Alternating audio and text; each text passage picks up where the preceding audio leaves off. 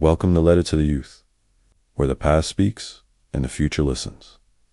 Legends lived it. We pass it on. They remember my anger, but they forget my growth.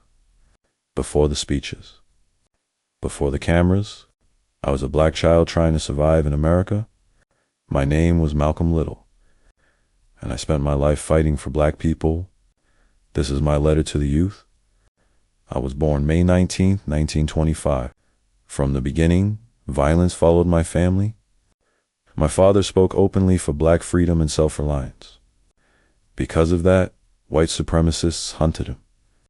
One night, he was found dead on train tracks. They called it an accident. We knew it was murder. After his death, poverty crushed us. My mother fought to keep us together. But the system broke her spirit and took her away. We were scattered into foster homes. That's when I learned early how little this country valued black children. That's how anger grows. Slow, quiet, deep. I ran the streets of Boston and Harlem, hustling, stealing, chasing fast money, not because I loved crime, but because I didn't believe the future was built for someone who looked like me. Crime wasn't rebellion.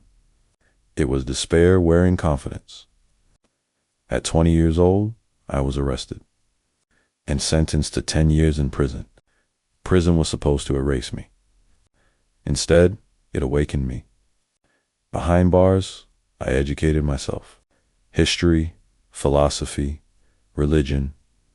I disciplined my body and sharpened my mind. That's when I learned black people weren't cursed. We were conditioned. I rejected the name given to me by enslavers and chose my own. I became Malcolm X. The Nation of Islam gave me structure. It gave me pride in being black. When the world told us to hate ourselves, I spoke directly to black people about dignity, discipline, and self-defense. I wasn't fighting for acceptance. I was fighting for black people to survive with their identity intact. That made me dangerous. The police the same way. They put their club upside your head and then turn around and accuse you of attacking them. Every case of police brutality against a Negro follows the same pattern. They attack you, bust you all upside your mouth, and then take you to court and charge you with assault. What kind of democracy? People often compared me to Dr. Martin Luther King Jr. Martin spoke to America's conscience. I spoke to black people's reality, different methods, same goal: freedom, dignity, justice. History tried to pit us against each other, but we were both responding to the same violence, just in different languages. But leadership reveals character. Peaceful marches in Alabama and these places. You don't get freedom peacefully. Freedom is never safeguarded peacefully. Anyone who is depriving you of freedom isn't deserving of a peaceful approach by the ones who are being deprived of their freedom. And when black people in this country come out from under the mental straitjacket that the Negro clergymen have placed them in, and begin to see that the only way you can get freedom is to get it the same way the white man in this country got it from England, or he says he got it from England. He was willing to pay the price for freedom. When you're willing to pay the price for freedom, then you get it. But the Negro in this country has never been willing to pay the price for his freedom. All of the price that we have been paying in the past has been freedom for the white man. We fought abroad so that the white man in America could be free today to sick police dogs on us, to beat our people in the heads with police clubs, and to turn water hose on little women and children and babies simply because they want to walk down the street like decent human beings. That's now the only way you can have peace is to eliminate those injustices, and the American white man is not going to eliminate them. He's going to talk that pretty talk, but he'll still continue to practice those inhuman deeds. I discovered Elijah Muhammad had betrayed the discipline he preached. That truth shook me. I didn't leave out of jealousy. I left because truth mattered more than loyalty. That decision cost me everything. Protection disappeared. threats increased. Around that time, I helped guide a young fighter named Cassius Clay. The world later knew him as Muhammad Ali. He was my brother. But when I broke from the nation, he stayed loyal to it, not to me. That hurt deeply, not because of fame, but because betrayal hurts most when it comes from someone you helped rise. Where your brothers are making threats against your life? No, I don't worry. I tell you, I'm a man who believed that I died 20 years ago, and I live like a man who is dead already. I have no fear whatsoever of anybody or anything. Through all of this stood my wife, Betty Shabazz, strong, intelligent, steady, while I spoke to the world. She protected our home and raised our children under constant threats. Phones tapped, men watching the house. She understood the danger and stood firm anyway. Never forget this. Youth, real strength is often quiet. I traveled the world. I saw people of all colors praying together. I realized racism wasn't divine. It was designed. During that time, I even walked the streets of Harlem, while Fidel Castro visited from Cuba. We shared one thing: the fight for justice does not stop at borders. It was a reminder that the struggle of black people in America is part of a larger fight for freedom everywhere. And I understood that some of my earlier views, born from pain, needed growth.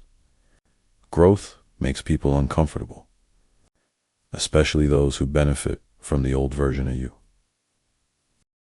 Narco tactics, stopping any black man who is on the sidewalk, whether he is guilty or whether he is innocent, whether he is well dressed or whether he is poorly dressed, whether he is educated or whether he is dumb, whether he's a Christian or whether he's a Muslim.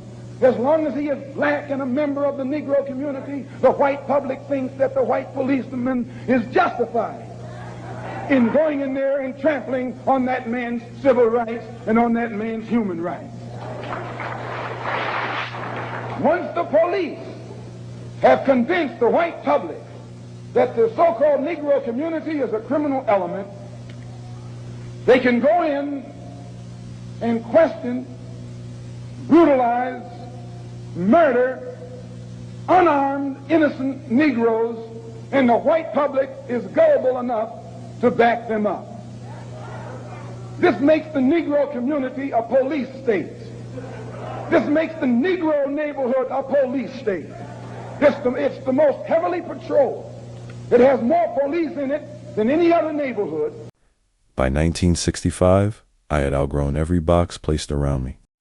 On February 21st, 1965, at the Audubon Ballroom in Harlem, with my wife and children present, gunfire erupted.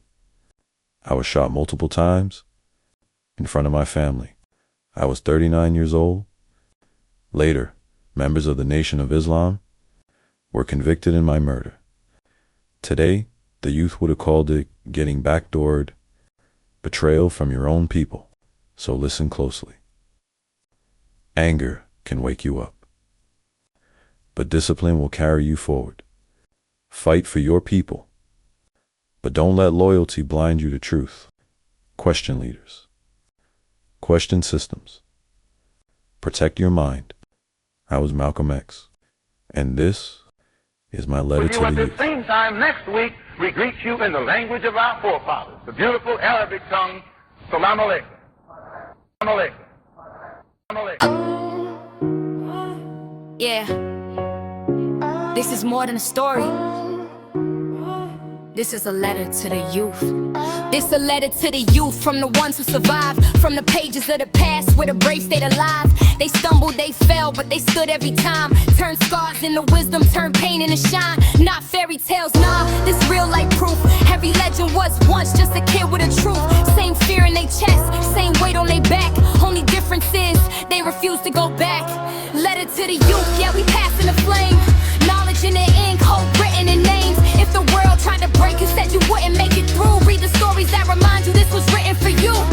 Letter to the youth, every word got a cause. From the rise and the fall, from the wins to the loss. We don't glorify pain, we promote the climb.